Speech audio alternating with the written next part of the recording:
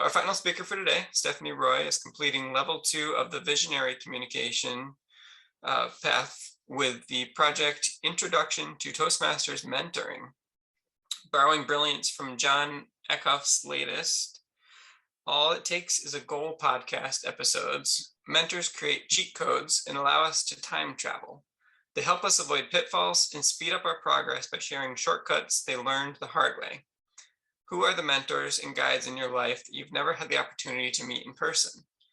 Please welcome Stephanie as she shares a few of her biggest influences in her speech, Mentors You'll Never Meet. Stephanie? Standing on the shoulders of giants.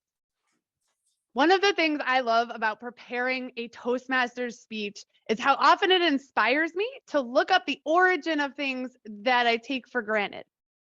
Isaac Newton famously used this phrase in a letter back in 1679. I have seen a little further. If I have seen a little further, it is by standing on the shoulders of giants. The first known use of this phrase was actually written in Latin in 1159 by the theologian John of Salisbury. But even he was well known for adapting and refining the work of others. So there's a good chance it's even older than that. Translations vary, but the gist of what John's statement was, we are like dwarves standing on the shoulders of giants. We see more and things that are more distant than they did, not because our sight is superior, but because they raise us up and by their great stature added to ours. Throughout my Toastmasters journey thus far, I've talked about my teacher, the greatest mentor in my life, and also my teacher's teacher, who we tragically lost to cancer last November.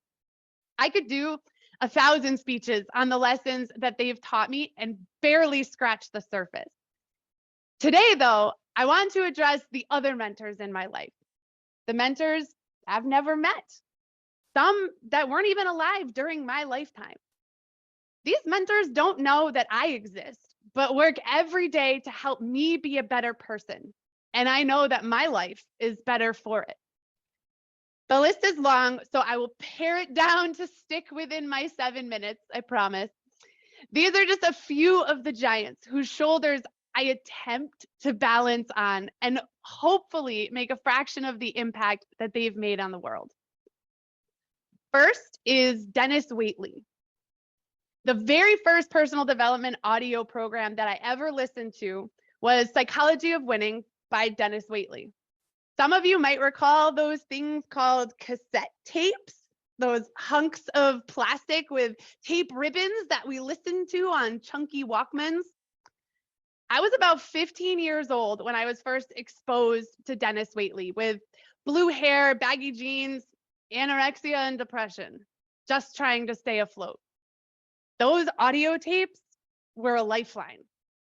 Waitley shared 10 qualities of a total winner, paired with the recognition that no one has all 10. 10 actionable steps to dragging myself out of my misery with the space and flexibility to let go of perfectionism. Those tapes started a cascade. The next giant I want to highlight is Seth Godin. If you haven't, you need to. Seth Godin is the bedrock of how we run our businesses. He is a marketing genius, a revolutionary thinker, podcaster, blogger, and authored 17 best-selling books. If you're going to read one, read Linchpin. Seth's catchphrase is go make a ruckus.